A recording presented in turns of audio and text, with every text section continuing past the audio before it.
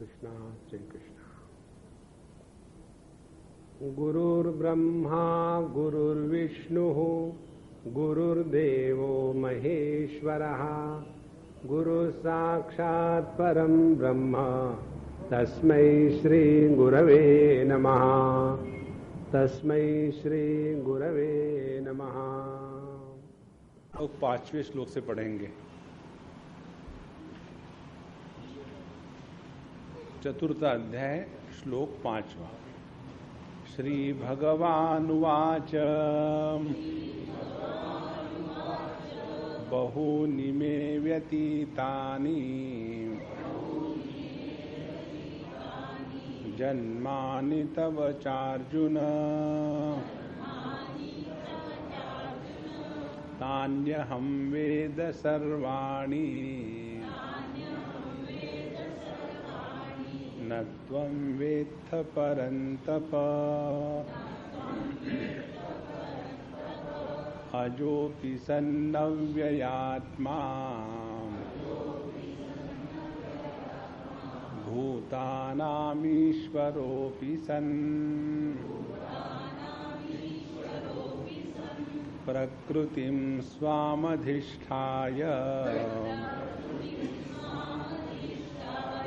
संभवाम्यात्ममायया यदा यदा हि धर्मस्य ग्लानिर्भवति भारत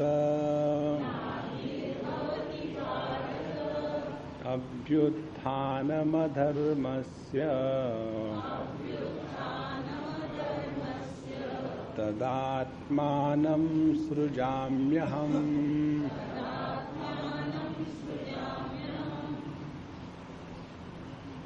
अर्जुन के सामने ये समस्या थी। जब भगवान ने बता दिया है कि यह जो ज्ञान है योग का, मैंने सबसे पहले दिया था सूर्य को, और फिर सूर्य ने दे दिया मनु को, मनु ने ईश्वाकों को। तो समस्या ये थी, आप तो अभी अभी के हो, तो इतने आपके पहले जो भगवान सूर्य हो गए उनको आपने ये ज्ञान कैसा दिया? तो भगवान उसके उत्तर में अवतार का प्रसंग प्रारंभ करते हैं। अवतार के प्रसंग में 3-4 मुख्य बातें हैं।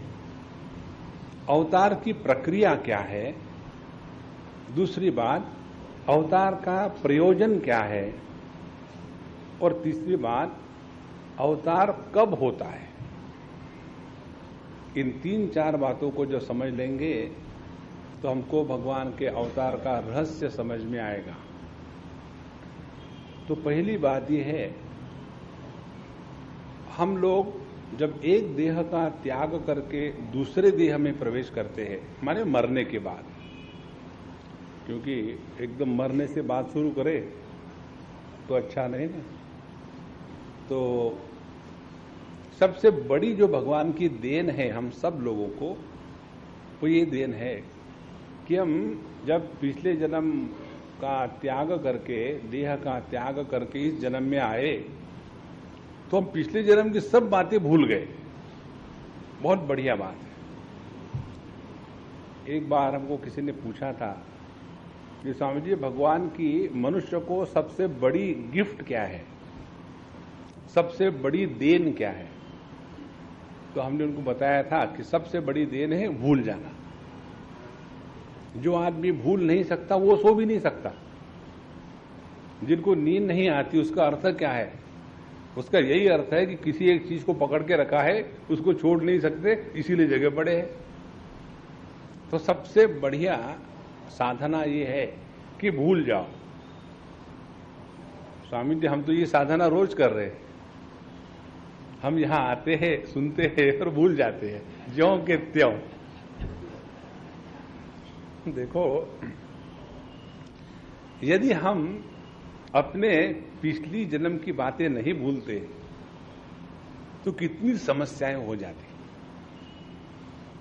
इस जन्म की भी बातें जो व्यक्ति नहीं भूल सकता वो बड़ा दुखी होता है।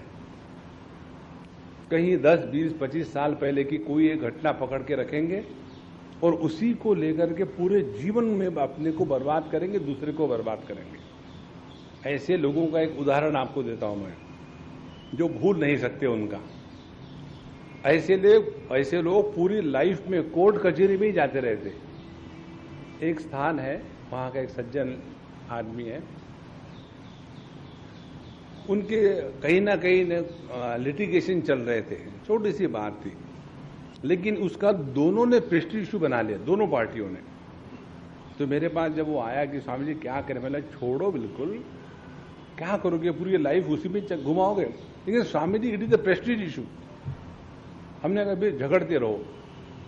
और पिछले 15-20 साल से वो एक छोटी सी चीज के लिए उसी के पीछे लगे हुए हैं। उसके कारण उसके यौवन का जो सौंदर्य था, आनंद लूटने का, वो भी खत्म हो गया। और अल्टीमेटली जाकर के 20-25 साल खत्म हो गए, फिर जाकर के समझो हुआ सिद्ध कि तुम ठीक थे, तुम मिला क्या। इसीलिए सबसे बढ़िया बात यह है कि आदमी भूल ना सीखे। और यदि हम नहीं भूलते, समझो हमारे पिछले जन्म की बातें, तो मालूम है कैसी मजा आती। समझो आप कहीं जा रहे और सामने से कोई भैंस आ गई, और समझो आप पिछले जन्म में भैंस थे, समझो क्यों, तो कैसे मजा आएगा। हाँ, मैं भी उस टैंक में, ग्वालियर टैंक में जाकर के मैं भी वहां वैलो करती थी। इसलिए महाराज, भगवान ने जो हमको ये भूलने का वरदान दिया है, उसी के कारण हम इस जीवन में सुखी हैं। अब देखो, एक पत्नी 2-4 बच्चों के कारण इस जीवन में कितने दुखी होते हैं। पिछले 6 जन्म की सभी पत्नियां याद आ जाए तो इस जन्म में कोई भी शादी नहीं करेगा। हमने आपको पिछले बार बताया था ना, एक हमारे मित्र है लंदन में, और वो अपने पत्नी को कह रहे, तुमको जो करना है करो, मैं तुम्हारे पीछे बीच में कभी नहीं आऊंगा। मंदिर में जाना है, ड्रामा में जाना है, पूजा करनी है, पोथी करनी है, कुछ भी करो, मुझे कोई फर्क नहीं, सिर्फ एक बात मैं नहीं करने दूंगा। और कौन सी? करवा चौथ की। करवा चौथ की जाती है पत्नियों के द्वारा पति के लिए व्रत, जिसको मराठी लोग बोलते हैं वट सावित्री का व्रत, उसी को करवा चौथ कहते हैं। तो वो इसलिए करी जाती है कि अगले जन्म में भी यही पति मिले। तो बोले ये जन्म बहुत हो गया, अगले जन्म में चक्कर नहीं, इसलिए वो व्रत मत करना। तो भगवान कहते हैं, अर्जुन, तुम इन सब जन्मों को नहीं जानते हो जो तुम्हारे अनेक जन्म हो गए, लेकिन मैं सबको जानता हूं। तो यदि हम अपने पिछले जन्मों को न जानकर के इस जन्म में सुखी है, तो भगवान सभी जन्मों को जानकर के कितने दुखी होंगे। लेकिन यही फर्क है भगवान में और हम लोगों में। एक बार एक बच्चे ने इसी प्रकार से बड़ा सुंदर प्रश्न पूछा था कि स्वामी जी, आप बताते हो कि भगवान हमारे सबके हृदय में है, तो मुझे तो भगवान पर बड़ा तरस आ रहा है। तो क्या हो गया? बोले, अपने हृदय के दुखों के कारण हम इतने परेशान हैं, और भगवान हरेक के हृदय में है, तो हरेक के दुख के कारण भगवान तो हमसे टेरिबली परेशान हो गए, क्योंकि प्रत्येक के दुख का उन पर प्रभाव होगा ही होगा। तो भगवान का जो अस्तित्व है वो किसी भी विकारों के द्वारा प्रभावित नहीं होता। इसलिए बहूनि में व्यतीतानि जन्मानि तव चार्जुन तान्यहम वेद सर्वाणि न त्वं वेत्थ परंतप।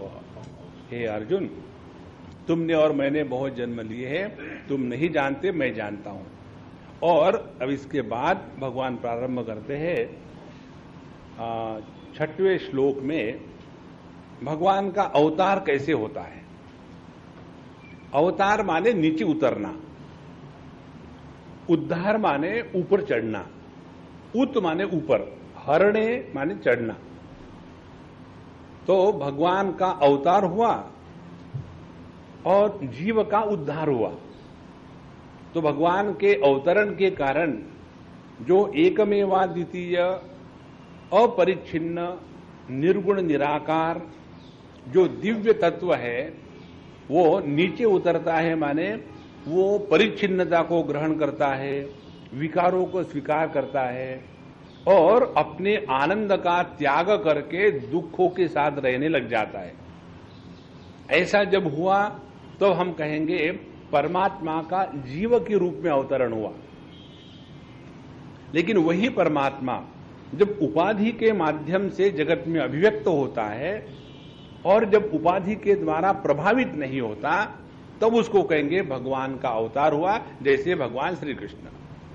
अब इसकी टेक्निक क्या है? कहते हैं अजोपी सन अव्ययात्मा सन भूतानाम ईश्वरोपी सन। सबसे पहली बात यह है कि भगवान अजन्मा है, उनका कभी जन्म हुआ ही नहीं, इसीलिए कहते हैं संभवामी आत्ममाया। तो भगवान का जन्म नहीं हुआ। संभवामी माने आई मैनिफेस्ट माई सेल्फ, मैं अपने आप को प्रकट कर देता हूं। तुलसीदास जी के रामचरितमानस में भगवान रामचंद्र के जन्म के बारे में जो छंद लिखा है उसमें कहते हैं भय प्रकट कृपाला दीन दयाला, भगवान प्रकट हो गए। हमारे और भगवान के जन्मों में क्या फर्क है ये आगे जाकर भगवान बताएंगे। जन्म कर्म च में दिव्यम, हमारा जन्म कर्म दिव्य नहीं है, भगवान के जन्म कर्म दिव्य है। तो अजहा अपि जन्म न लेते हुए भी वो अवतरित होते हैं। जैसे ये जो तत्व की बात है ना, ये बड़ी सूक्ष्म है, ध्यान से समझ लो। एक बार एक क्लिक होने का सवाल है। जैसे आदमी जब इसके लिए जाता है ना तैरने के लिए, तो तैरने के लिए जब सीखता है पहली बार तो पहले पानी नाक मुंह में जाएगा, नीचे जाएगा, ऊपर आएगा, और एक बार उसको नैक आ गई कि कैसे तैरते हैं, फिर वो कभी नहीं भूलता। उसी प्रकार से ये जो तत्व का चिंतन है इसकी केवल हमको एक नैक आनी है, और एक बार वो आ गई फिर किसी भी हालत में व्यक्ति प्रभावित नहीं होता जगत के किसी भी दुखों के द्वारा। तो ये नैक क्या है? अब देखो, जन्म न लेते हुए भी भगवान का अवतरण होना, ये हमको सीखना है। जब हम सुनार के दुकान में जाते हैं, ज्वेलर के दुकान में, तो वहां जाकर के आभूषणों को खरीदते हैं। तो इस सोनार ने या ज्वेलर ने निर्माण किसको किया है? उसने निर्माण किया है आभूषणों के नाम और रूप को। यह जो सुवर्णकार है ये सुवर्ण को पैदा नहीं करता, माने जिसको पहले हम सुवर्ण कहते थे, सोना कहते थे, और जब हम जाते हैं उसके दुकान में, ज्वेलर की दुकान में, तो हम उसको ये नहीं कहते कि मुझे सोना दो, हम उसको कहते हैं हमको वेडिंग रिंग खरीदनी है। किस लिए? वेड लगाने के लिए। मराठी लोगों में वेड लगना माने पागल होना, तो वेडिंग रिंग माने उसको पहनो और पागल हो जाओ, इसीलिए उसको वेडिंग रिंग कहते हैं। तो जब हम जाते हैं दुकान में तो उनको ये नहीं कहते कि हमको सोना दो, हमको कहते वेडिंग रिंग दो, और हमको देते क्या है? हमको देते हैं सोना ही, लेकिन कहते हैं वेडिंग रिंग। अब देखो, दे रहे हैं सोना और कहते हैं वेडिंग रिंग, और हम भी ले रहे हैं सोना और कहते हैं वेडिंग रिंग। तो इस सुवर्ण का कभी जन्म नहीं हुआ, फिर क्या हुआ? इस सुवर्ण का वेडिंग रिंग के रूप में अवतरण हुआ। और संभवामी, मैं अपने आप को अभिव्यक्त करता हूं। कोई भी व्यक्ति जब सुवर्ण का प्रयोग करना चाहता है तो उसका एक नाम रूप लगा करके फिर वो अपने देह पर आभूषणों के रूप में पहनेगा। कोई भी अपने हाथ में सोने का बिस्किट लेकर के घूमेगा नहीं, देखो मेरे पास सोना है, आहा। उसको जब तक अपने पूरे देह पर लटकाएंगे नहीं, और तब पब्लिक पूछेगी कि ये कितने का है, बढ़िया अच्छा है, तब जाकर के हमको अच्छा लगेगा। एक बहुत गरीब औरत थी, बहुत गरीब थी, और उसको कैसे ही कहानी है, अब कैसे है मुझे मालूम नहीं, तो उसको किसी प्रकार से एक डायमंड की रिंग मिल गई कहीं से, और झोपड़पट्टी में रहने वाले थे बेचारे, और झाड़ू लगाने वाले थे, तो रास्ते पर जाके झाड़ू लगाती थी। अब उसकी तरफ कौन देखेगा? और वो चाहती थी कि लोग उसकी डायमंड के रिंग की तारीफ करें, क्योंकि उसकी अभिव्यक्ति होनी है, इट हैज टू मैनिफेस्ट। और किसी ने तारीफ नहीं करी, बड़ी परेशान। ये बड़ा दुख होता है, मालूम है आपको? जब आप कोई नया जूता खरीदो और कोई उसकी कीमत ना पूछे, आप कोई नई घड़ी खरीदो और उसके बारे में कोई पूछे नहीं, आप नई साड़ी पहनो, उसके ऊपर कोई टीका टिप्पणी ना करे, तो बहुत दुख होता है व्यक्ति को। तो उसको भी बेचारी को दुख हो रहा था, तो उसने देखा कि कोई पूछ ही नहीं रहा। आखिर में तंग आकर के उसने अपनी झोपड़ी को आग लगा दी, और जब आग लगा दी तो लोग, अरे बाप रे आग लगे, बोले देखो मेरी झोपड़ी को आग लग गई है। अब कोई भी ऐसे उंगली से किसी को नहीं दिखाते हम ये तर्जनी किया, देखो कुछ जल रहा है, तो देखो मेरी झोपड़ी जल रही है, सब कुछ बर्बाद हो गया। तो एक व्यक्ति ने कहा कि कोई बात नहीं अम्मा, कम से कम तुम्हारी अंगूठी तो बच गई। बोले ये पहले ही कहती तो आग नहीं लगती। है ना मजे की बात? तो हम नहीं जाते हैं सोना खरीदने के लिए, जाते हैं आभूषणों के लिए। तो आभूषणों के रूप में सुवर्ण का जो अवतरण है, ये कैसा अवतरण है?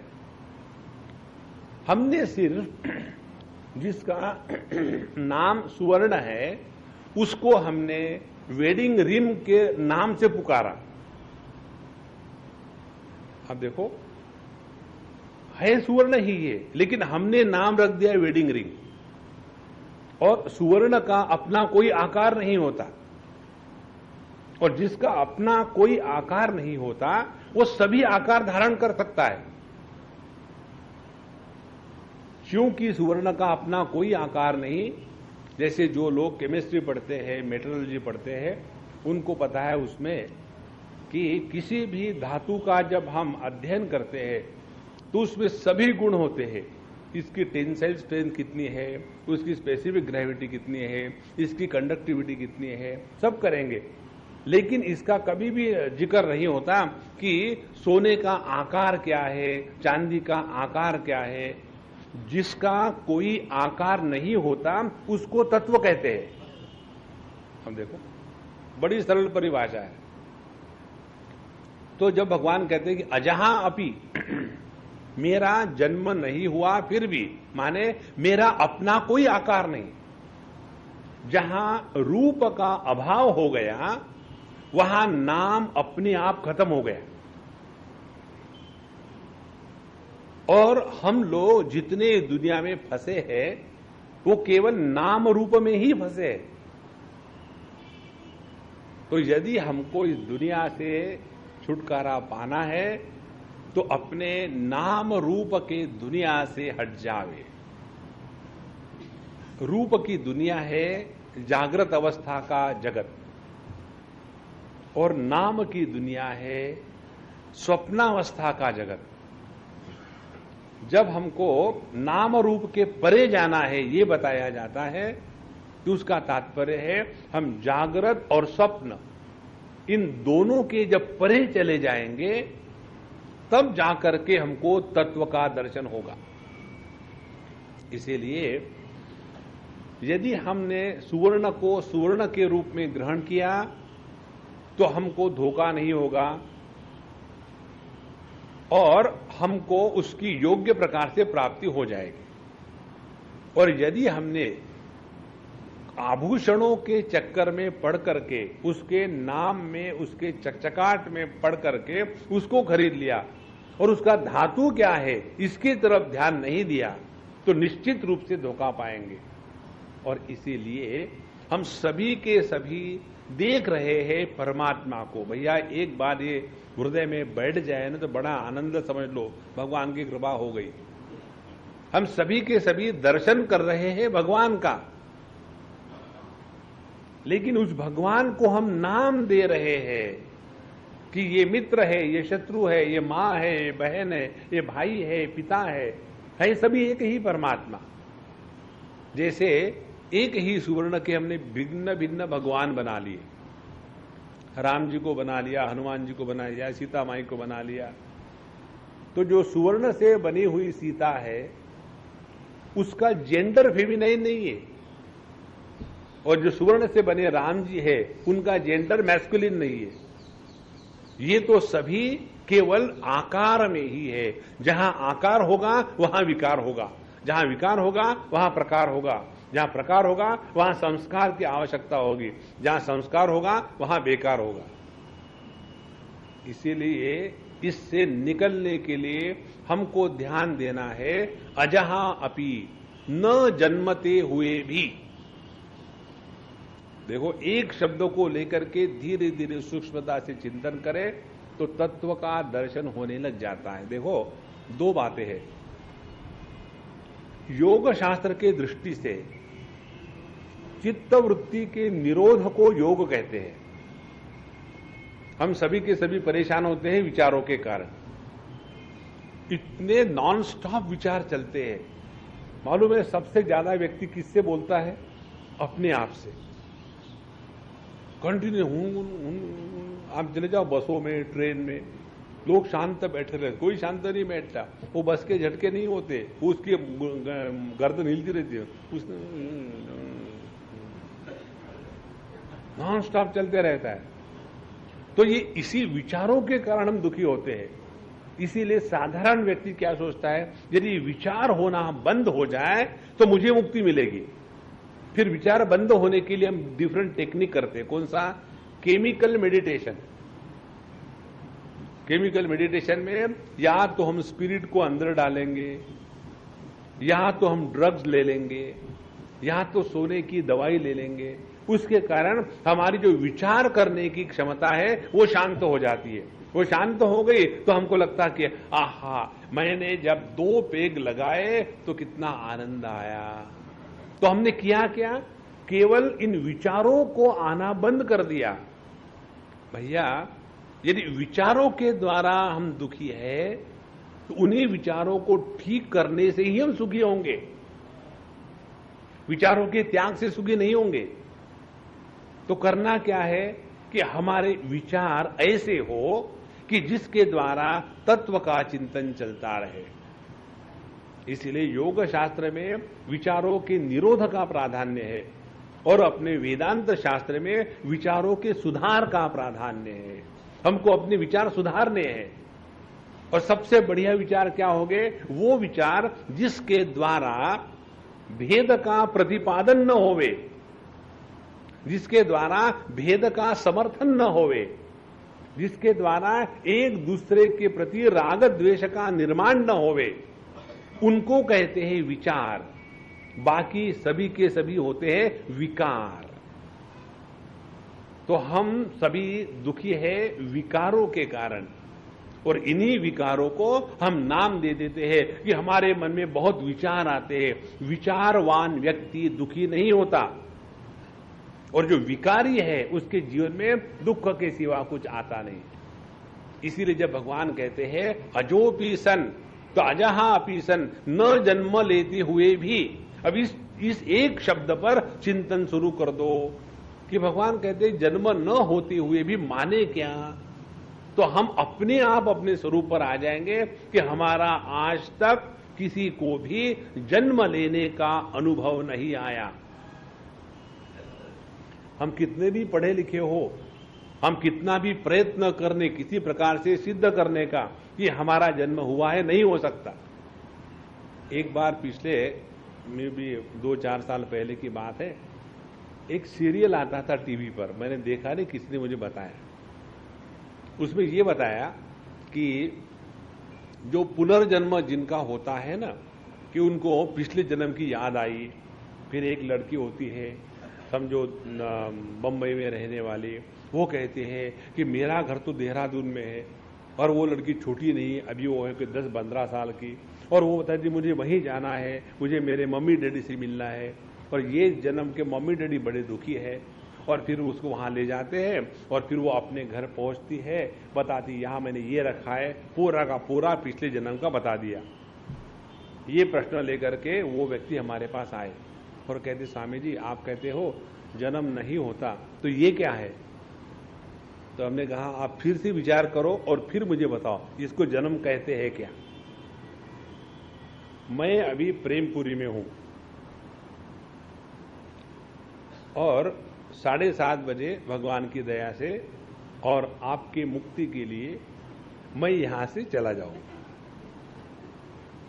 और जब मैं यहां से चला जाऊंगा 7:30 बजे, तो इस स्थान के लिए तो मैं मर गया, क्यों यहां मैं नहीं हूं। और फिर पहुंचूंगा अपने दौलत खाने में, और जब मैं वहां पहुंच जाऊंगा तो वहां मैं पैदा हो गया। तो ये पैदा होना और मरना मेरे लिए थोड़ी है, ये उपाधि के लिए है। यदि मैं पिछले जन्म में था, इस जन्म में हूं, तो मैं मरा कहां? इसीलिए अजहा अपि सन, इसका जब हम चिंतन करते हैं तो इसके चिंतन के द्वारा हम अपने स्वरूप के पास अपने आप पहुंच जाते हैं। तो अजोपि सन, अव्ययात्मा अपि सन, किसी भी प्रकार का विकार या मॉडिफिकेशन हम में नहीं होते। ये भी बहुत सुंदर तत्व का चिंतन की एक प्रक्रिया है। अब जैसे देखो मॉडिफिकेशन हम में नहीं होते कैसे? इस जगत के समझो उदाहरण के लिए रूप और रंग, रूप रंग में मॉडिफिकेशंस और विकार होते हैं, लेकिन उन रूप रंग को प्रकाशित करने वाली जो हमारी आंखें हैं उसमें कोई विकार नहीं। ऐसे नहीं कि लाल रंग को देखा तो हमको को लाल लाल लगने लग जाता है, नहीं। और यदि पीले रंग को देखा तो एकदम पीलिया होगा, ऐसे भी नहीं। तो उसका प्रभाव हमारी आंखों पर नहीं है। तो आंखों में रूप रंग का दर्शन करने से विकार नहीं आता। आगे चले जावे, जब आंखों में विकार आने लग जाता है, आंखों में विकार आता है तो हम क्या करते हैं? डॉक्टर के पास जाते हैं, आई डॉक्टर के पास। और फिर वो डॉक्टर हमारी आंखों में देखता है, आंखों में देखता है, और उसके बाद वो हमको बताता है कि आपको चश्मा लेना पड़ेगा। तो हमारे आंखों में विकार आया, ये हमारे मन ने जाना। तो आंखों के विकार के द्वारा हमारा मन प्रभावित नहीं हुआ। और फिर और आगे चलते हैं, हमारे मन में अनेक अच्छे बुरे विचार आते जाते रहते हैं। हम आपको एक दो बात बता दें मन की विचारों की। ऐसा एक भी व्यक्ति नहीं इस जगत में कि जिसके मन में अच्छे बुरे विचार नहीं आते। ये कल्पना करके मत बैठना कि मेरे मन में एक भी बुरा विचार नहीं आना चाहिए। यदि ऐसा होगा तो पागलपन हो जाएगा। ये जगत का अस्तित्व द्वंद्वात्मक है। यदि केवल जीवन में दिन ही दिन होना चाहिए, रात नहीं होनी चाहिए, तो उत्तर ध्रुव पर जाकर रहो ठंडे में। तो जीवन में रात भी होगी, दिन भी होगा, सुख भी होगा, दुख भी होगा, जन्म भी होगा, मृत्यु भी होगा, स्वास्थ्य भी होगा, रोग भी होगा। यही इस जीवन का, जगत का स्वाभाविक स्वरूप है। तो यही बात हमारे मन में है। कभी अच्छे विचार आएंगे, कभी बुरे विचार आएंगे, लेकिन इस मन को प्रकाशित करने वाला जो चैतन्य है वो उसके द्वारा प्रभावित नहीं होता।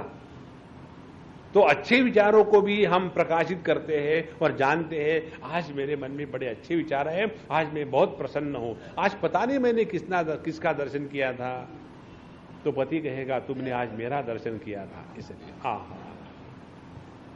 फिर दूसरे दिन उठे और एकदम महाकाली के रूप में, और फिर दिन भर कचुर कचुर चल रही है, पता नहीं आज मैंने सुबह सुबह किसका मुंह देखा था। तुम खड़ी थी आईने के सामने और किसका मुंह देखा था, तो है ना। तो जहां हम अपने अच्छे और बुरे दोनों विचारों को प्रकाशित करते हैं तो उसके द्वारा हम प्रभावित नहीं होते। तो अव्ययात्मा का तात्पर्य क्या हो गया? जिस प्रकार से अजन्मा के रूप में हम अपने स्वरूप में पहुंच जाते हैं, उसी प्रकार से अव्ययात्मा इस शब्द का जब विश्लेषण करेंगे तो अपने ही स्वरूप में पहुंच जाएंगे। अजोपि सन, अव्ययात्मा सन, भूतानाम ईश्वरः अपि सन। और हम सबके ईश्वर है। ईश्वर है माने नियंत्रण करता है। नियंत्रण कैसा करते हैं हम लोग? जब हम एक देह से दूसरे देह में जाते हैं तो सभी अपने इंद्रियों को सूटकेस में लेकर के जाते हैं, और यदि हमारा नियंत्रण नहीं होता तो एक देह से दूसरे देह में जाएंगे तो सभी के सभी इंद्रिय कर्मेंद्रिय हमारे साथ नहीं जाएंगे। लेकिन ऐसी बात नहीं होती। यदि मनुष्य को 5 इंद्रिय है तो गधे को भी 5 इंद्रिय है। इसीलिए हम अपने सभी भूत के ईश्वर है। इतना होते हुए भी या ऐसा होने के कारण हम जो अपने आप को इस जगत में फेंकते हैं वो हमारी अभिव्यक्ति है। इसीलिए भगवान जगत में अवतार लेने के बाद भी बंधन में नहीं आते, और हम जब जगत में अवतार लेते हैं तो बंधन में आते हैं। ये मालूम है कैसा है? एक जो चोर होता है वो रहता है जेल में, कटड़ी में, और उसी जेल में जेलर भी जाता है वहां की चीजें देखने के लिए। तो जब चोर जेल में जाता है तो उसका अर्थ दूसरा है, और जब जेलर जेल में जाता है तो उसका अर्थ दूसरा है। उसी प्रकार से परमात्मा का इस जगत में अवतरण होना, इसका भिन्न अर्थ है, और हम इस जगत में आकर के सुख दुख में फंसना, इसका भिन्न अर्थ है। और यह जो ईश्वर और जीव, इन दोनों का निवास स्थान कहीं है तो अपने ही हृदय में है। जब वह परमात्मा अपने परिच्छिन्नताओं का शिकार हो जाता है तब उसको जीव कहते हैं, और जब यही जीव अपने परिच्छिन्नता को जीत लेता है तो उसी को ईश्वर कहते हैं। इसीलिए जितनी भी अपनी साधना है अपने जीवन में, उसमें यही ध्यान रखें कि हम अपने में छिपा हुआ जो ऐश्वर्य है उसको जागृत करें। और भगवान का जो ऐश्वर्य है वो क्या है? कल हमने आपको बताया, बहुत सरल है। जीवन से डर निकल जाता है, सबके प्रति स्वाभाविक प्रेम बढ़ने लग जाता है, और व्यक्ति कभी भी दुखी नहीं होता। ये 3 बातें जब जीवन में आ जाती है तब समझ लेना यह जीव अभी धीरे धीरे अपने सभी उपाधियों पर नियंत्रण ला रहा है। अजोपि सन नव्यात्मा भूतानाम ईश्वरोपि सन प्रकृतिम स्वाम अधिष्ठाय। जब हम अपने प्रकृति को अपने नियंत्रण में रखते हैं तब समझ लेना भगवान का अवतार हो गया। संभवामी आत्ममाया। अब भगवान के अवतार का प्रयोजन क्या है? किस कारण भगवान का अवतार होता है? 7वां श्लोक। ये श्लोक भगवद गीता का बहुत प्रसिद्ध श्लोक है, और प्रसिद्ध होते हुए भी सिर्फ इसकी पहली लाइन ही लोगों को मालूम होती, दूसरी लाइन थोड़ी कठिन है तो आदमी भूल जाते हैं। यदा यदा हि धर्मस्य ग्लानिर्भवति भारत अभ्युत्थानमधर्मस्य तदात्मानं सृजाम्यहम्।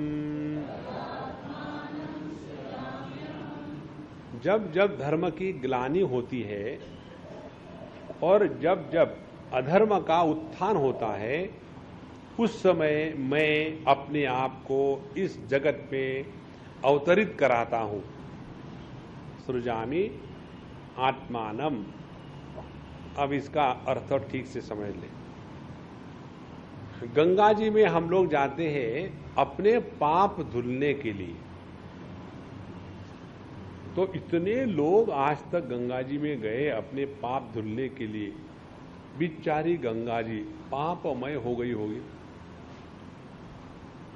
तो पापियों ने गंगा जी में नहाने के कारण गंगा जी यदि अपवित्र हो जाती है तो वो गंगा जी नहीं है। ज्यादा लकड़ी अग्नि में डालने के कारण यदि अग्नि लकड़ी को जलाते जलाते थक जाता है तो वो अग्नि नहीं है। धर्म किसको कहते हैं? धर्मस्य ग्लानिर्भवति। पहली तो बात समझ ली स्पष्टम स्पष्टम। धर्म की ग्लानि कभी होती नहीं। जिसकी ग्लानि होती है वो धर्म नहीं होता। तो फिर भगवान जब कहते हैं कि धर्म की जब ग्लानि होती है, अब धर्म की बात समझ ले। धर्म कहते हैं जिसके कारण जो वस्तु जो है उस वस्तु का उसका धर्म कहते हैं। कैसे? तो मिठास के कारण चीनी है या शुगर है, इसीलिए मिठास इस चीनी का धर्म हो गया। उसके बाद तीखेपन के कारण कोल्हापुरी मिर्ची है, इसीलिए तीखापन उसका धर्म हो गया। अब इस धर्म की जब ग्लानि होगी, माने कोल्हापुरी मिर्ची तीखी नहीं होगी तो उसको शिमला मिर्ची कहेंगे, कोल्हापुरी मिर्ची नहीं कहेंगे। और यदि यह चीनी मीठी नहीं रहेगी, खट्टी होगी, तो उसको इमली कहेंगे, चीनी नहीं कहेंगे। तात्पर्य क्या है? धर्म की ग्लानि असंभव है। अब धर्म किसको कहते हैं? दूसरे प्रकार से देखें, हमारा मनुष्य का एक धर्म है और वो धर्म है सनातन धर्म। और इस सनातन धर्म जो मनुष्य मात्र के लिए है, इस सनातन धर्म के अंदर में वर्णाश्रम धर्म है। जैसे ट्रैफिक रूल्स होने चाहिए, ये हो गया सनातन धर्म। अपने हिंदुस्तान में बाएं तरफ से गाड़ी चलाते हैं और अमेरिका में बाकी जगह चले जाओ तो वहां दाहिनी तरफ से चलाते हैं। तो ट्रैफिक रूल सब जगह होते हैं, लेकिन वो कैसे हो गए वो देश के अनुसार भिन्न है। उसी प्रकार से सनातन धर्म सभी मनुष्य मात्र के लिए है। वो धर्म का मूल तात्पर्य क्या है? हम पशु के जैसा जीवन ना जिए, इसके लिए सनातन धर्म के नियम है। पशु का और मनुष्य के जन्म में समानता और भिन्नता क्या है? समानता यह है, आहार निद्रा भय मैथुनम च सामान्य एतत्। ये खाना पीना सोना और बच्चे पैदा करना, डर से अपने आप को बचाना, ये मनुष्य और पशु में सामान्य है। फिर मनुष्य किस लिए है? कि मनुष्य के जीवन में धर्म की प्रतिष्ठा है। इसीलिए हम जब कहते हैं धर्म की ग्लानि होती है, का तात्पर्य है कि जब हम मनुष्य होकर भी पशुतुल्य जीवन जीते हैं, तब धर्म की ग्लानि हुई। और धर्म कोई एक वस्तु का नाम नहीं है। देखो, क्रोध नाम की कोई वस्तु थोड़ी है। क्रोध ऐसा आकाश में थोड़ी लटका है फैन के जैसा। क्रोध नाम की ऐसी वस्तु नहीं कि जिसको हम चख सकते हैं। क्रोध नाम की ऐसी कोई वस्तु नहीं है कि जिसके हम सुगंध ले सकते हैं। अच्छा, बड़ा सुगंधित क्रोध है, नहीं। फिर ये क्रोध का निवास स्थान कहां है? क्रोध का निवास स्थान होता है हमारे अंतःकरण में। तो जब बताते हैं धर्म की ग्लानि होने लगती है, माने हमारे अंतःकरण में जिसको नहीं होना चाहिए, जब वो आने लग जाता है, तब हमारे अंतःकरण में धर्म की ग्लानि होने लग गई। और जो वस्तु हमारे अंतःकरण में नहीं होनी चाहिए, वो जब आ गई, तो यदि वो स्वाभाविक होती है तो उसका निराकरण करने के लिए हम प्रयत्न नहीं करते। और जब वो स्वाभाविक नहीं है, तब उसके निराकरण का हम प्रयत्न करते। जैसे हमारा टेम्परेचर 97 से बढ़ गया, 110 तक पहुंच गए, 110 सेंटीग्रेड, तो हम उस टेम्परेचर को हटाने का प्रयत्न करेंगे। और यदि टेम्परेचर कम हो गया तो बढ़ाने का प्रयत्न करेंगे, क्योंकि वो स्वाभाविक नहीं था। तो जो वस्तु स्वाभाविक होती है उसका तिरस्कार नहीं होता। और यही सिद्धांत अपने जीवन में ले आओ। यदि क्रोध आना हमारे अंतःकरण में स्वाभाविक होता, तो हम क्रोध के निराकरण का जीवन में कभी प्रयत्न ही नहीं करते। लेकिन प्रत्येक व्यक्ति उसी के कारण परेशान है। हमको एक सज्जन मिले थे, शायद हमने आपको बताया होगा, और कह रहे थे कि स्वामी जी हम पिछले 15 साल से मेडिटेशन कर रहे हैं। मैंने बहुत अच्छी बात है, बहुत कम लोग पिछले 15 साल से मेडिटेशन कर रहे, आप करें, बड़ी अच्छी बात। बोले सिर्फ छोटा सा एक प्रश्न है, प्रॉब्लम है, बाकी सब ठीक है। बाकी क्या प्रॉब्लम है? बोले सिर्फ मेरा जो मन है वो शांत नहीं रहता। तो फिर मेडिटेशन क्या कर रहे हो? यदि हमारे मन में काम, क्रोध, लोभ, मोह, मद, मात्सर्य ये हमारे मन का या अंतःकरण का धर्म होता तो इसको लेकर के हम दुखी नहीं होते। ये हमारे अंतःकरण का धर्म नहीं है। इसीलिए धर्म की जब ग्लानि होती है का तात्पर्य क्या हुआ? जब हमारे मन में कामना का तूफान आने लग जाता है तब धर्म की ग्लानि होती है। तीसरे अध्याय में भगवान ने बताया था ना, अर्जुन जब प्रश्न पूछता है अथ केन प्रयुक्तोयम पापम चरति पुरुषः, मनुष्य किसके द्वारा प्रेरित होकर के पापाचरण करता है? तो भगवान ने बताया काम एष क्रोध एष, माने हमारे अंतःकरण में कामना का निर्माण होना यही धर्म की ग्लानि है। और जहां जहां हमारे अंतःकरण से ये कामना का रोग निकल गया उसी समय जीवन में ओम शांति शांति शांति।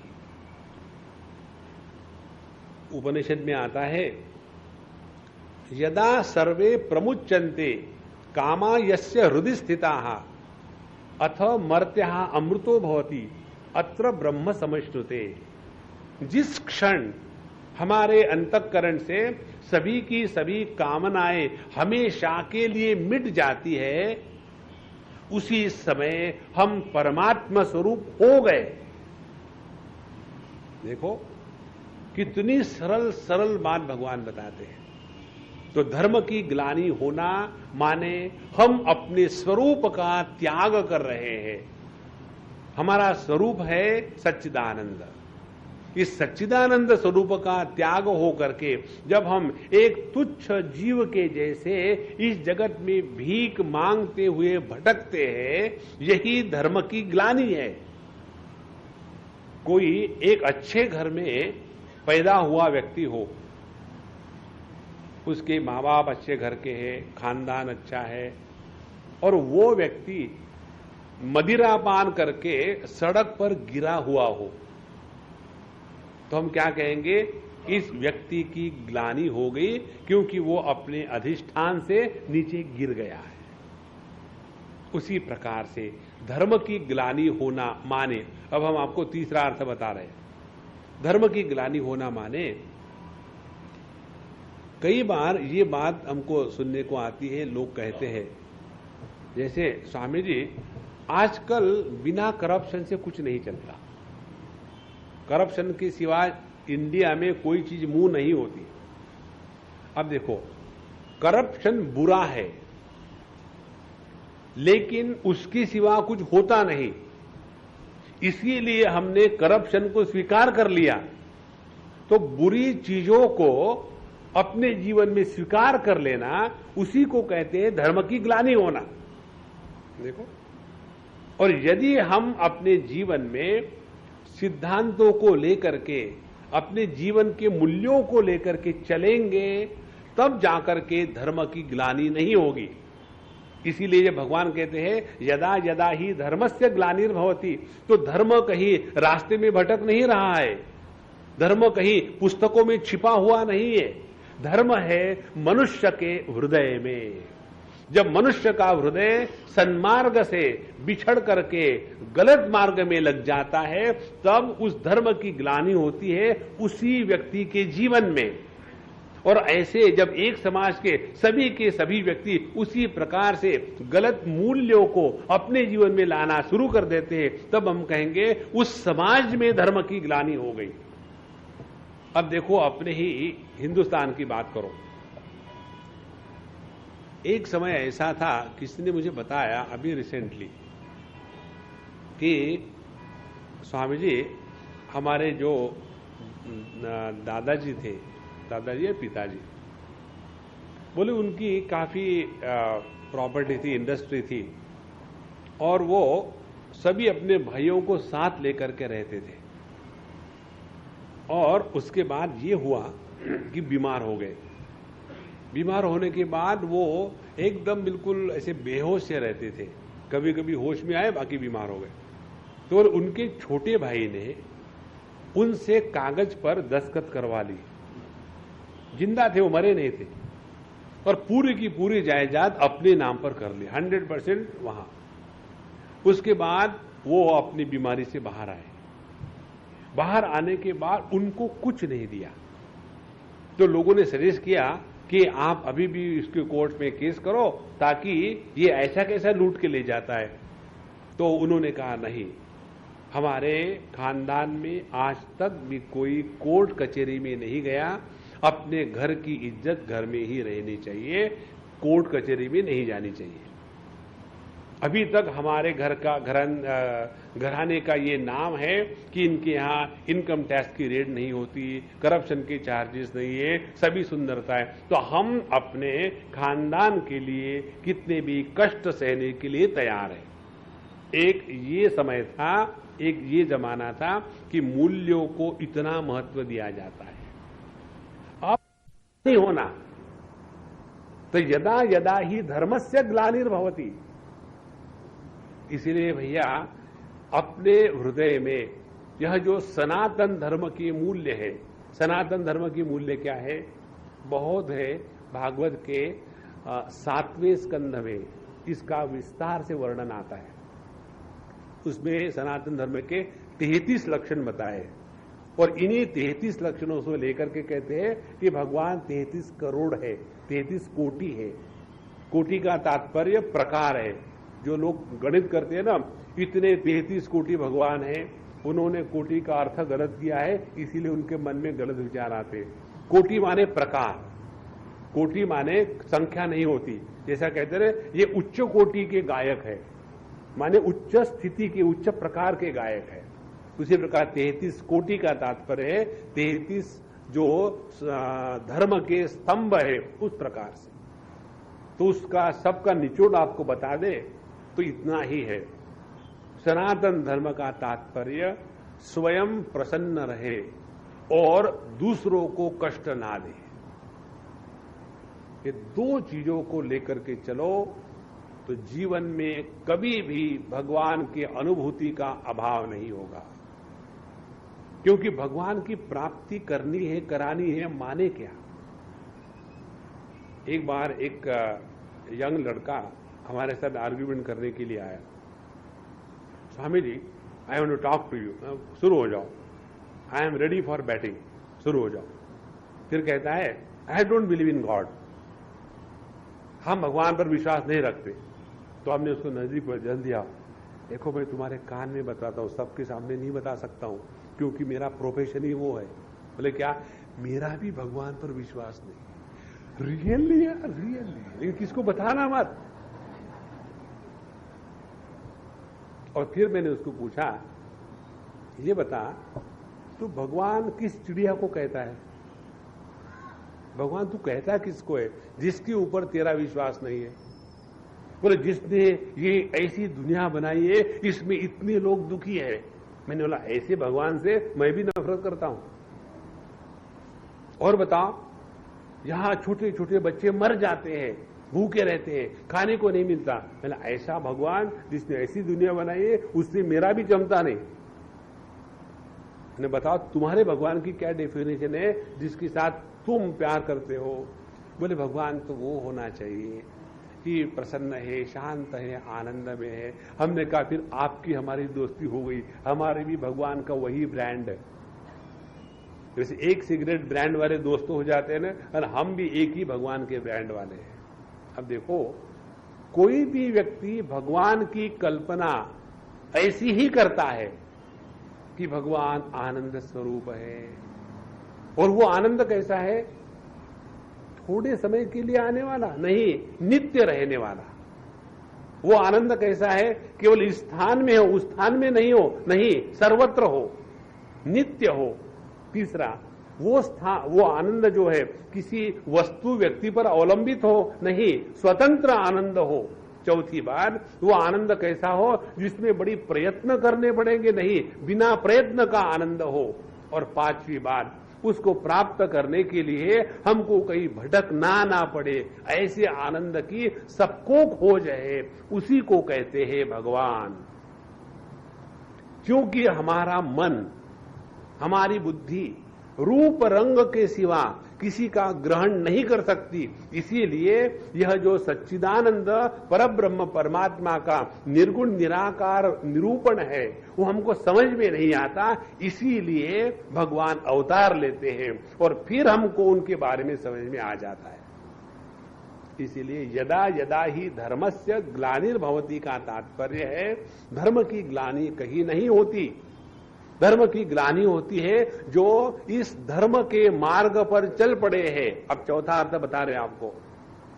जो धर्म के मार्ग पर चल पड़े हैं, चलते चलते जीवन में कठिनाइयां आएगी, लेकिन जब जीवन में कठिनाइयां आती है तब व्यक्ति टूट जाता है। जैसे व्यक्ति आध्यात्मिक मार्ग पर चल पड़ता है,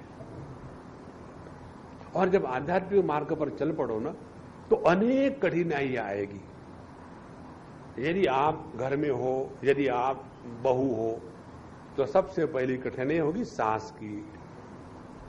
और यदि आप ज्यादा भाग्यवान हो तो आपके घर में अस्थमा भी होगा, केवल सांस ही नहीं उसकी भी मां होगी, और दोनों मिला करके आपकी खूब धुनाई करेंगे।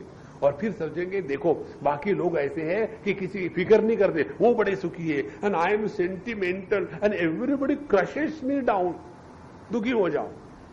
देखो, जब हम कोई भी सत्कार्य हाथ में लेंगे तो कठिनाइयां जरूर आएगी, और सबसे बड़ा सत्कार्य क्या है? इस सद्वस्तु को पहचानना, ये सबसे बड़ा सत्कार्य है। इस परमात्मा की खोज के लिए निकलो तो हम आपको गारंटी देते हैं जीवन में अनेक समस्याएं, अनेक प्रॉब्लम्स आएंगे। यदि ये कल्पना करें कि हम आध्यात्मिक मार्ग पर निकल पड़े हैं तो तुरंत सभी के सभी लोग आकर के हमको माला पहनाएंगे और हमको बड़ा नमस्कार चमत्कार करेंगे, और फिर हमको खाने पीने को अच्छा मिलेगा। एक बार एक जगह मैं इंटरव्यू ले रहा था विद्यार्थियों का, और उनको सिलेक्ट करने के लिए वेदांत कोर्स के लिए।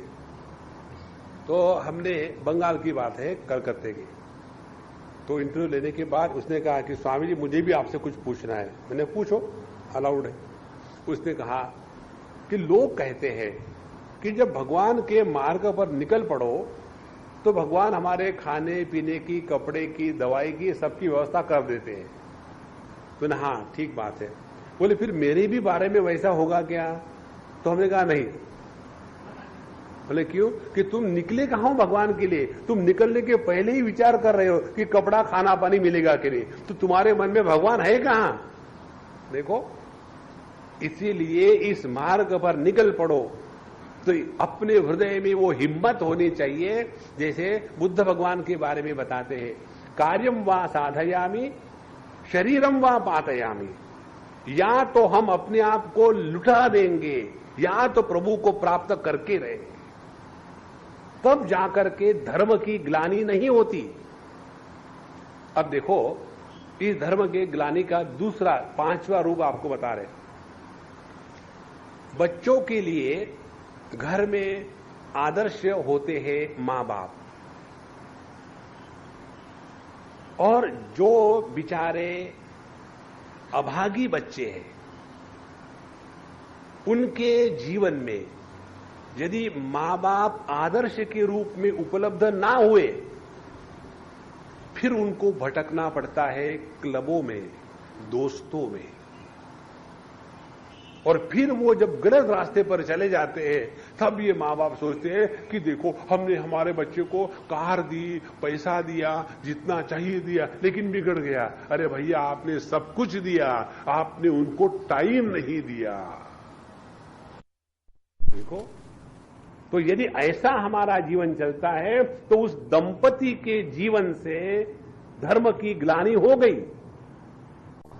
एक जगह में एक माँ बाप थे, अभी भी है, अमेरिका की बात है, तो उनका लड़का यहां आया था इंडिया में, और मेरे साथ रहा वो 1 महीने तक। जहां जहां मैं जाता था मेरे साथ आता था। बड़ा शांत और बड़ा सरल लड़का। तो उसको मैंने पूछा, भाई how is your mom and dad? Swami ji they are like children. क्या हो गया? बोले छोटी छोटी बातों पर झगड़ा कर, दिन भर झगड़ा करते, सुबह से लेकर के शाम तक। एक भी दिन हमारे घर में ऐसा नहीं जाता कि जो झगड़ा नहीं करते। तो मैंने कहा तुम क्या करते हो? बोले हम तालियां बजाते। करेंगे क्या?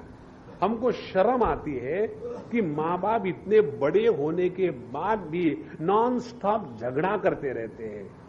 तो हमारे मन में उनके प्रति कैसा आदर होगा, ध्यान से रखना। यदि हमारे बच्चों के मन में हमारे प्रति आदर नहीं है, we don't deserve that, we only desire that. देखो, धर्म की ग्लानि बाहर कहीं नहीं होती संतो। धर्म की ग्लानि होती अपने अंतःकरण में। जब हम अपने जीवन को ऐसा चलाएंगे कि अपने द्वारा किसी को प्रेरणा मिले। अब हम आपको छठवां अर्थ बता रहे हैं। देखो, यदि हमने अपने जीवन में, पूरे जीवन में एक व्यक्ति का आदर्श बनकर के रह गए तो समझ लेना अपना जीवन सफल हो गया।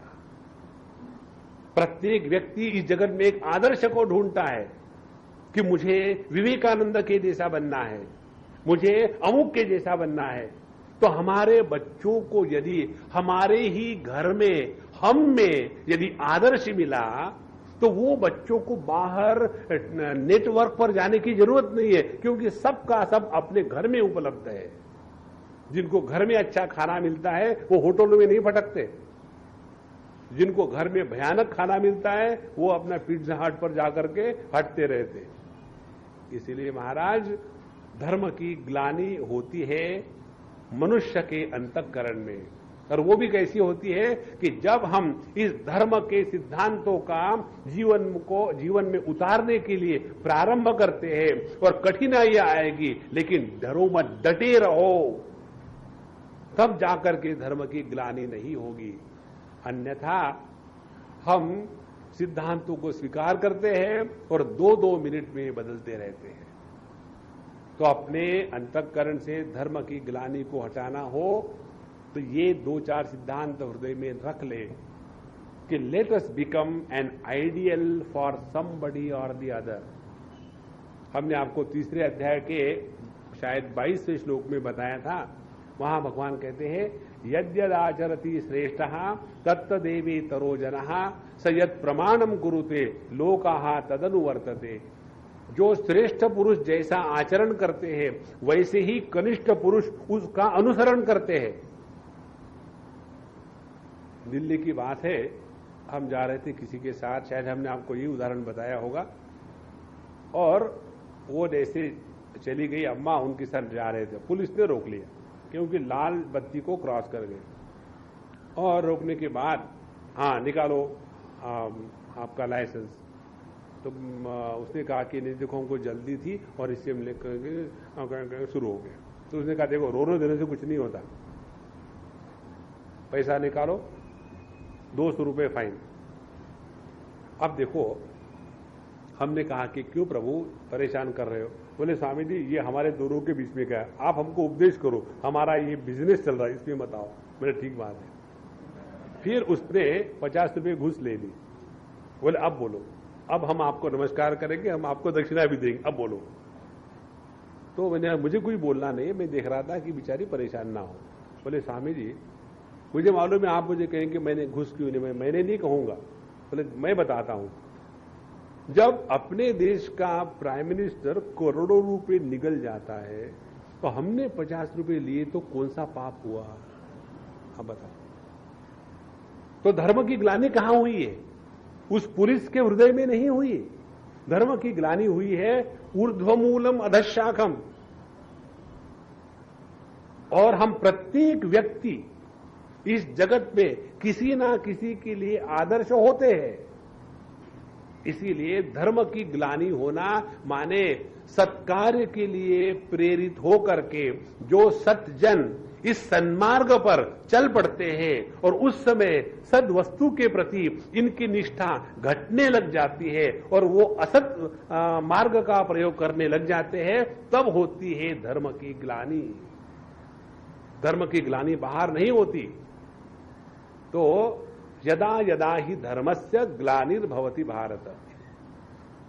तो यदि हम इस धर्म के ग्लानि को समझना चाहे तो ये स्पष्ट समझ ले, धर्म की ग्लानि होना माने हमने अपने ही हृदय में गलत मार्ग का अनुसरण शुरू कर दिया है, गलत मार्ग का समर्थन शुरू कर दिया है, तब जाकर के धर्म की ग्लानि होती है। एक उदाहरण हम आपको दे दें। धर्म की ग्लानि किसको कहते हैं? ये जो अपना अहंकार होता है ना, जिसको अंग्रेजी में ईगो कहते हैं, ये जो अहंकार है ये अपने घर की जो मक्खी होती है उस मक्खी के जैसा है। बिना शर्म से, बिना विवेक से कहीं भी बैठ लेता है। जो घर की मक्खी है वो मिठाई पर बैठेगी, उसके बाद वही गंदगी पड़ी होगी उसी पर जाके बैठेगी, उसको कोई विवेक नहीं है। उसी प्रकार से हमारा जो अहंकार है, केवल सफलता का ही अहंकार नहीं होता व्यक्ति को, अपने विफलता का भी अहंकार होता है। केवल अपने जीवन के अमीरी का ही अहंकार नहीं होता, अपने गरीबी का भी अहंकार होता है। केवल अपने सद्गुणों का ही अहंकार नहीं होता, अपने दुर्गुणों का भी अहंकार होता है। केवल अपने शांत स्वभाव का ही अहंकार नहीं होता, अपने गुस्सेले स्वभाव का भी अहंकार होता है। तो जब हम अपने गलत आचरण को, विचारों का समर्थन करने लग जाते हैं, तब हो गई धर्म की ग्लानि। जैसे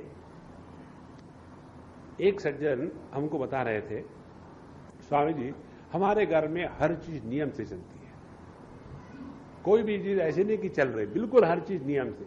और सब बच्चों को पता है जब डैडी आते हैं तो इतने कांपते हैं वो, everybody goes to their table, they start studying, क्योंकि उनको मालूम है डैडी का गुस्सा माने एकदम ठिकाने पर लगा देता है। अब मुझे बताओ, मेरा गुस्सा इतना भयानक है, ये कोई अच्छी बात है क्या? ऑन द कॉन्ट्री कैसा होना चाहिए कि जब डैडी घर में आते हैं तो बच्चों ने सब कुछ छोड़ करके जा करके अल्सेशियन के जैसे डैडी के ऊपर में कूद पड़े कि daddy you have come, we have been waiting for you. ये होना चाहिए आइडियल डैडी का। लेकिन इस डैडी को हिटलर होने का बड़ा शौक है, मैं इतना गुस्सा करता हूं। अरे बुराई का क्या अभिमान करना है? जब हम अपने जीवन में बुराई का समर्थन करते हैं, अभिमान करते हैं, तब समझ लेना धर्म की ग्लानि हो गई है। देखो, इसीलिए यदा यदा ही धर्मस्य ग्लानिर्भवति भारत। तो धर्म की ग्लानि भैया बाहर कहीं नहीं होती। जब हमारे अपने शास्त्रों पर का विश्वास डगमगाने लग जाता है, तब धर्म की ग्लानि हो रही है। जब हमारा अपने गुरुजनों के प्रति जो श्रद्धा होनी चाहिए, आदर होनी चाहिए, उसमें हमारी श्रद्धा आदर डगमगाने लग जाती है, तो धर्म की ग्लानि हो रही है। जब हमारे इष्ट देवता के प्रति, भगवान के प्रति हमारे मन में संदेह आने लग जाते हैं, तब धर्म की ग्लानि हो रही है। और सबसे बड़ी धर्म की ग्लानि है जब व्यक्ति का आत्मविश्वास टूट जाता है, तो धर्म की ग्लानि हो चुकी है। आत्मविश्वास ही परमात्म विश्वास का अपने हृदय में अवतरण है, क्योंकि आत्मा परमात्मा कोई दो वस्तु नहीं है। तो जिसमें आत्मविश्वास है उसी का भगवान पर विश्वास है, और जिसका भगवान पर विश्वास होता है उसमें आत्मविश्वास होना जरूरी है।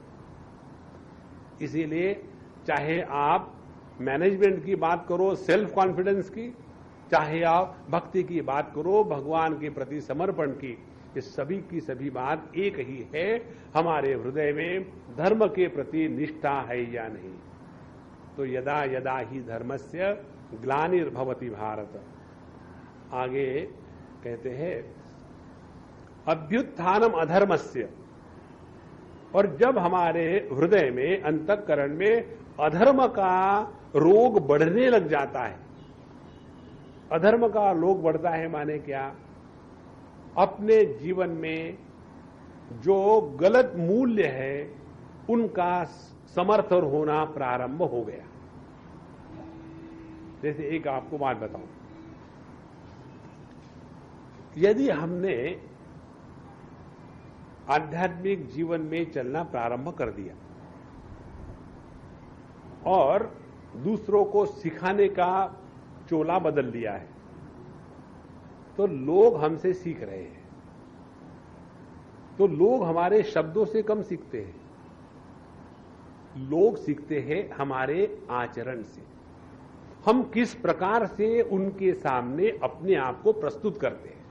इसके एक दो उदाहरण ले लो, समझ में आ जाएगा। हम बाबा जी लोग यहां बैठ करके बड़े ठाठ से आप लोगों को ज्ञान बांटने में या ज्ञान ठोसने में बैठे और क्या बताते, देखो क्रोध जो है ये पित्त के जैसा है। पित्त माने एसिडिटी। जिसको एसिडिटी हो जाती है उसको कैसे कड़वे कड़वे डकार आते हैं, मन प्रसन्न नहीं रहता। उसी प्रकार से क्रोध अपने जीवन का शत्रु है, वैरी है, इसका त्याग करो। और जब अपने जीवन में छोटी छोटी बातें आने हो जाती है तो व्यक्ति क्रोध करने लग जाता है। तो हम जब क्रोध करेंगे तो हम करेंगे क्या कि देखो मुझे गुस्सा नहीं आता, मैं तो तुम्हारे ही भलाई के लिए ऐसा कह रहा था। तो क्या हो गया, हमने अपने क्रोध का ऐसा जस्टिफिकेशन दिया कि जिसके द्वारा जब मैं क्रोध करता हूं तो ठीक है और जब आप गुस्सा करेंगे तो गलत है। इसको कहते हैं अधर्म का वित्थान हमारे जीवन में होना शुरू हो गया। जो बात गलत है वो गलत है, उसका कभी समर्थन ना होवे। इसीलिए एक दो बातें हम आपको बताएंगे अधर्म के वित्थान का निराकरण करने के लिए। इसको कर लो तो भगवान की हृदय में अवतरण की तैयारी हो गई। पहली बात, किसी भी कारण से अपने हृदय में क्रोध का समर्थन ना करें। कसम खा लो, मेरी मत खाना। स्वामी जी आपकी कसम, हम क्रोध नहीं करेंगे। आपको क्या, मैं रोज मर जाऊंगा उससे? तो कसम खानी अपनी आपकी खाओ। मैं कसम खाता हूं कि जब मैं क्रोध करूंगा तो मैं ज्यादा खाना खा लूंगा। इसीलिए एक निश्चय कर ले हुए क्रोध नहीं करना, तो हमने अधर्म के उत्थान को रोक लगा दिया। दूसरी बात, किसी के भी प्रति हमारे मन में मजाक में भी द्वेष नहीं होना। हम जाते हैं हमारे शिरडी को, जब जब वो बाबा हमको बुलाते हैं जाते हैं। और जितने भी बार गए हैं, एक बार एक सज्जन ने हमको पूछा, स्वामी जी आप क्या मांगते हो बाबा से? तो हमने कहा आज तक एक ही चीज मांगी है, उन्होंने वो हमको भरपूर दी है। और वो क्या चीज है कि हमारे अंतःकरण में इस जगत के किसी भी वस्तु व्यक्ति के प्रति मजाक में भी द्वेष ना होवे। चाहे कोई हमको गाली दे, हम पर बड़ा गलत इल्जाम लगाए, हमारा किसी प्रकार के नाश करने में लग जाए, लेकिन फिर भी हे भगवान हमको एक ही प्रार्थना है आपसे कि हमारे मन में किसी के भी प्रति मजाक में भी द्वेष ना होवे। ये जीवन की बहुत बड़ी उपलब्धि है। जिसके हृदय में द्वेष नहीं होता, द्वेष के अंगारे नहीं होते, द्वेष की अग्नि नहीं भभकती, उसी अंतःकरण में परमात्मा के अवतरण की तैयारी होती है। इसीलिए अभ्युत्थानम अधर्मस्य, अपने हृदय में अधर्म का जब अभ्युत्थान होने लग जाता है तो व्यक्ति इन सब चीजों को बड़ा महत्व देने लग जाता है। तीसरी महत्व की बात, व्यक्ति ने अपने जीवन में डिसिप्लिन होना चाहिए, उसमें कोई डाउट नहीं है। आपने कल परसों वो जो प्यार को नमन करो का गान सुना, उसमें एक वाक्य आया था कि रीत रीत वो नहीं जहां प्यार नहीं है। Discipline without love is bondage. Discipline होना चाहिए अपने जीवन में, दूसरों को जैसा है वैसा स्वीकार करें। लेकिन हमारी डिसिप्लिन क्या होती है? दूसरों में डिसिप्लिन होनी चाहिए, हम जैसे वैसे ठीक है। नहीं बाबा, ये गलत है। उसी प्रकार से परफेक्शन को लेकर के आदमी परफेक्टली मिजरेबल होते। परफेक्शन अपने जीवन में होना ही चाहिए, लेकिन दूसरे यदि परफेक्ट नहीं हो फिर भी उनको प्यार से स्वीकार करो, तब जाकर के अपने हृदय में अधर्म का अभ्युत्थान नहीं होगा। इसीलिए यदा यदा ही धर्मस्य ग्लानिर्भवति, जब सद्विचारों का, सद्गुणों का, सन्मार्ग का हम समर्थन नहीं करते और अधर्म का उत्थान हो जाता है, माने हम असद मार्ग का, असद धर्म का जब प्रतिपादन और समर्थन करने लग जाते हैं, तब भगवान के अवतरण का समय आ जाता है। संभवामि युगे युगे। अच्छा, युगे युगे माने क्या? ऐसा नहीं कि भगवान के 4 अवतार हो गए। सत्य युग में उन्होंने वराह अवतार ले लिया, या तो नरसिंहावतार ले लिया, उसके बाद भगवान आ गए त्रेता युग में, वहां आने के बाद रामावतार ले लिया, फिर आ गए द्वापर युग में और आकर के उन्होंने कृष्णावतार ले लिया, अब आ गया कलयुग। अब हम लोग राह देख रहे भगवान का अवतार कब होगा। ये इसका अर्थ नहीं, युगे युगे का तात्पर्य है क्षण क्षण पर भगवान का अवतार प्रत्येक क्षण में हो रहा है, लेकिन हम उनको पहचानते नहीं बाबा, यही सबसे बड़ी परेशानी है। संभवामी युगे युगे। देखो, भगवान हमको भिन्न भिन्न प्रकार से प्रत्येक क्षण हमारे सामने अवतरित होते। कभी वो मित्र के रूप में आते हैं, कभी वो शत्रु के रूप में आते हैं, कभी वो लाभ के रूप में आते हैं, कभी हानि के रूप में आते हैं, कभी वो स्वास्थ्य के रूप में आते हैं, कभी वो रोग के रूप में आते हैं। हमारे जीवन में परमात्मा के सिवा दूसरा कोई आ ही नहीं सकता। इसलिए संभवामि युगे युगे का तात्पर्य है, इसका अर्थ हमारे केनोपनिषद में आता है भिन्न प्रकार से।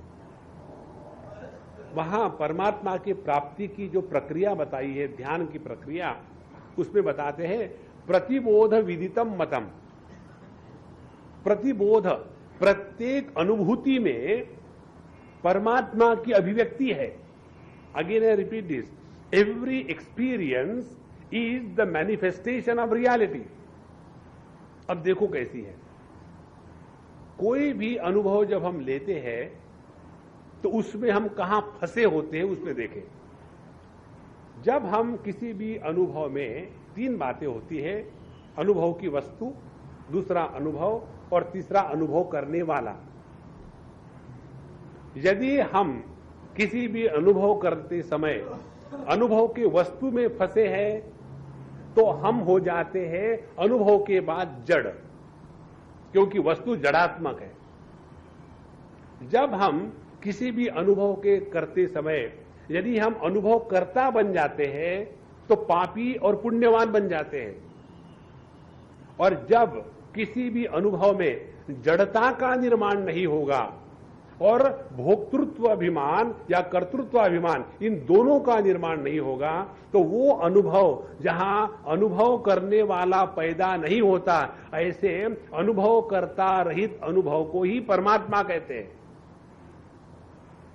तो संभवामि युगे युगे का तात्पर्य क्या हुआ कि प्रत्येक क्षण हम केवल उसी अनुभव में रहे, कहीं भी अपने व्यक्तित्व को निर्माण न करें। व्यक्ति 2 प्रकार से बंधन में आता है, अच्छे कर्म करने से कर्तृत्वाभिमान, मैं अच्छा कर्म करने वाला हूं, बुरे कर्म करने से मैं बुरा कर्म करने वाला हूं, और अपने आप में ग्लानि आ गई। अरे देखो भैया, प्रत्येक अनुभूति से हमको यही सीखना है, क्या कहीं कर्तृत्वाभिमानी पैदा हो रहा है? यदि कर्तृत्वाभिमानी पैदा हुआ तो 2 बातें होगी। अपने जीवन के अच्छाई को लेकर के व्यक्ति अपने आप को दूसरों से अलग समझने लग जाता है। जब हम अपने आप को दूसरों से अलग समझने लग जाते हैं, वो साधना में प्रगति नहीं है, वो रुकावट है। रुकावट के लिए फिर खेद भी होता है। और जब हम अपने जीवन में जो भी कुछ गलत हो गया है उसके कारण यदि ग्लानि निर्माण होती है तो वो ग्लानि भी कर्तृत्वाभिमान का ही लक्षण है। इसीलिए अपने जीवन में दोनों से बचना है। अच्छे कर्मों से अभिमान ना बने और बुरे कर्मों से ग्लानि ना निर्माण होवे। ये जब समझ में आ जाता है तब भगवद गीता के 18वें अध्याय का एक श्लोक समझ में आता है, यस्य नाहम कृतो भावः बुद्धि ही यस्य न लिप्यते हत्वापि स इमान लोकान न हंति न निबध्यते। जिसके अंतःकरण में अहंकृतो भावः नास्ति, मैं ये कर रहा हूं, ये भावना जब निर्माण नहीं होती उसके जीवन में किसी भी प्रकार के पाप पुण्य निर्माण नहीं होते। और एक आपको बात बताएं, व्यक्ति के जीवन में जब केवल अच्छाई ही अच्छाई रहती है ना तो व्यक्ति एकांगी हो जाता है। एकांगी हो जाना माने क्या? अपने आप को सबसे अलग करके रख देना। देखो, आध्यात्मिक प्रगति का लक्षण स्वामी अखंडानंद जी महाराज ने बड़ा सरल बताया है। वो कहते हैं आध्यात्मिक प्रगति माने विशेषता प्राप्त नहीं करना है। विशेषता जब प्राप्त करते हैं हम तब आध्यात्मिक प्रगति से गिर जाते हैं। आध्यात्मिक प्रगति किसको कहते हैं? सभी विशेषताओं का त्याग करके सामान्य से भी सामान्य बनना है। आध्यात्मिक प्रगति हाँ अलग हो, सबसे अलग है, हमारे 2 सिंह और एक दुम आ गई। नहीं, जैसे पानी की जब कोई विशेषता नहीं होती तो वो सभी रंगों के साथ मिलता है, सभी आकारों में ढल जाता है।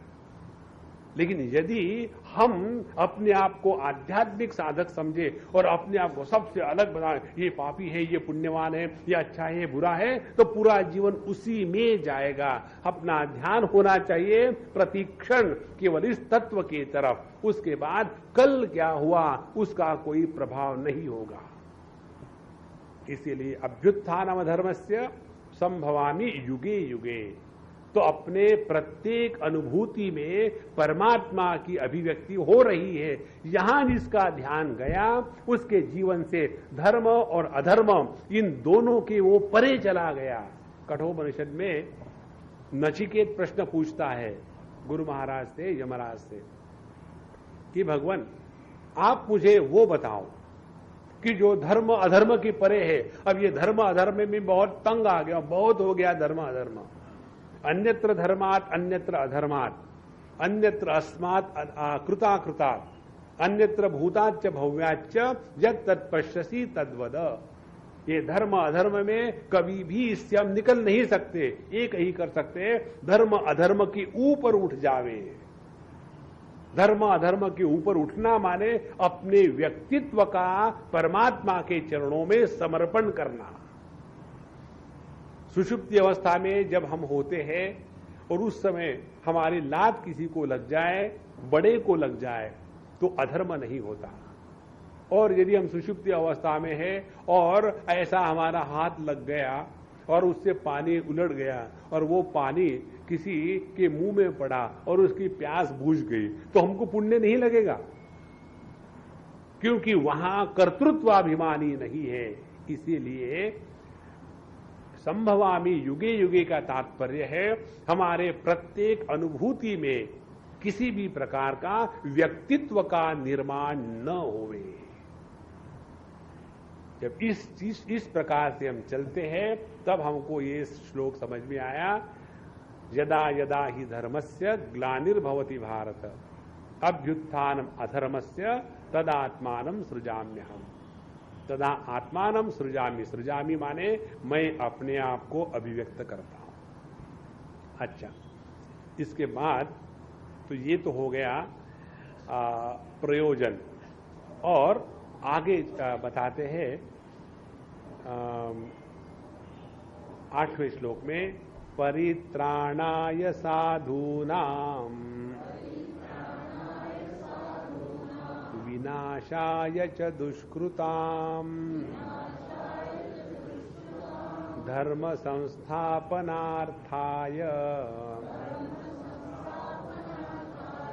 संभवामि युगे युगे। कई बार लोग इस प्रकार से प्रश्न पूछते हैं, जो फ्रस्ट्रेटेड होते हैं वो प्रश्न पूछते हैं, जो मस्त होते हैं वो प्रश्न नहीं पूछते। अब आप डिसाइड करो मुझे प्रश्न पूछने हैं कि नहीं पूछने।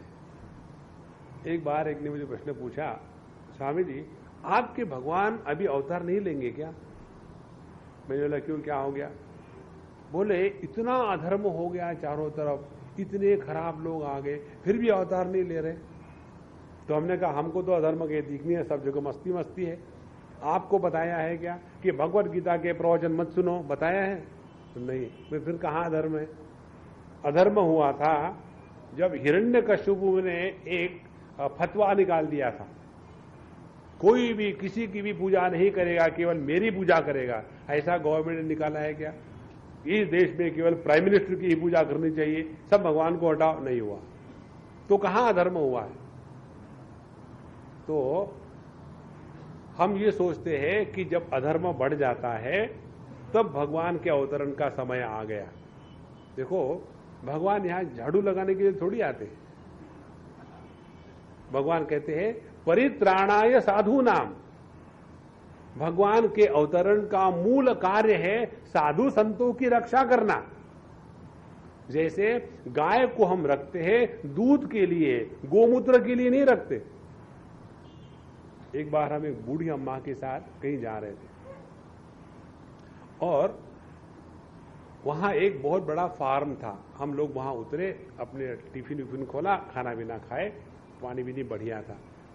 तो वो अम्मा के स्वामी जी यहाँ तो बहुत ही अच्छी गौशाला है, तो मुझे अपने घर में गोमूत्र की जरूरत है, तो हम जाकर के एक बोतल में ले जाएंगे। तो हमने कहा अम्मा ये जो गाय है ना इससे गोमूत्र नहीं निकलता। बोले क्यों? बोले ये गाय अंग्रेजी है तो इसमें से यूरिन निकलती है, गोमूत्र थोड़ी निकलेगा। आपको यूरिन चाहिए कि गोमूत्र चाहिए? गोमूत्र चाहिए तो हिंदुस्तानी गाय को पकड़ो, अंग्रेजी गाय से यूरिन निकलेगी। देखो भगवान के अवतरण का प्रयोजन है परित्राणाय साधूनाम। और देखो और आगे की बात अपने पुराणों में आता है, रामायण में आता है, भगवान ने अवतार कब लिया? मनु और शतरूपा, उन दोनों ने हजारों वर्ष तक तपस्या करी और जब तपस्या पूरी हो गई भगवान प्रसन्न हुए। और उसके बाद मनु को पूछा कि भैया बताओ तुमको क्या चाहिए, किस लिए तुमने तपस्या करी? तो मनु ने कहा लेडीज फर्स्ट, इनको पूछो, हमारी पत्नी को उनको क्या चाहिए। तो उस समय की पत्नी अलग होती थी, तो उन्होंने कहा कि देखो मेरे पति को जो चाहती है वही मेरी चाह है, मेरी चाह मेरे पति से भिन्न नहीं है। फिर मनु महाराज ने कहा कि भगवान आपके जैसा मेरा पुत्र हो। तो भगवान ने कहा कि I am so sorry, it is not possible. बोले आपने अभी तो कहा था कि जो मांगो दे देंगे। बोले मेरे जैसा दूसरा कोई है ही नहीं, मेरे जैसा मैं ही हूं, अप्रमेय।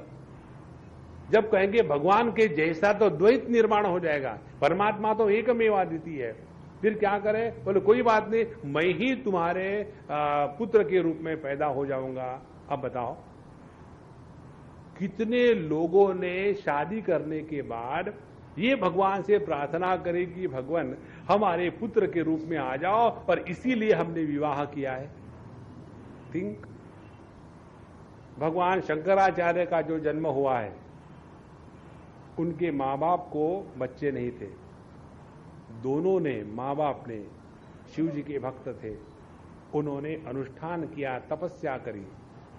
उसके बाद भगवान शंकराचार्य के पत्नी को भगवान शिव जी का दृष्टांत हुआ कि मैं तुम्हारे पुत्र के रूप में आने वाला हूं।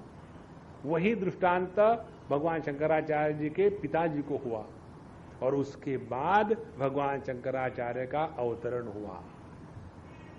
तो परित्राणाय साधूनाम, ये पहला प्रयोजन है भगवान के अवतरण का।